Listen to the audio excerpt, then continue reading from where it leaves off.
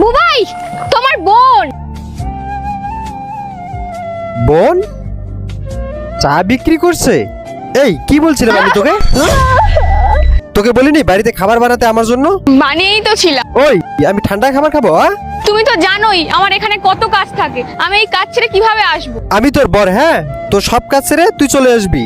সব ছেড়ে এসেছি, এটাই তো ভুল করেছিলাম আমি। কি বললি তুই? কি তো বলেছি আমি, নিজে না কোনো কাজ করো আর না আমাকে কোনো কাজ করতে দাও। ঘরের সব কাজ আমি করব, ইনকামও আমি করব, আর যখন তোমার ইচ্ছে হবে তখন তুমি এসে আমাকে মারবে।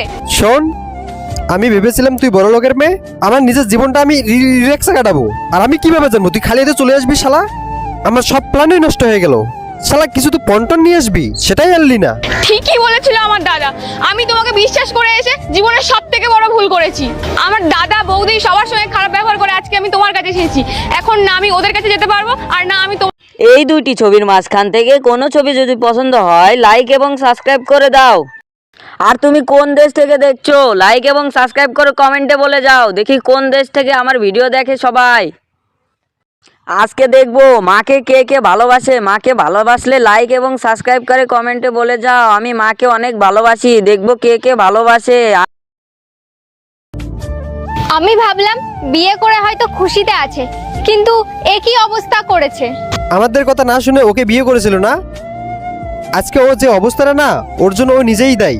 আমি বারণ করেছিলাম ওকে বিয়ে করতে, আজকে ওর যে হাল, এই অবস্থা, এর জন্য ও নিজেই দায়ী।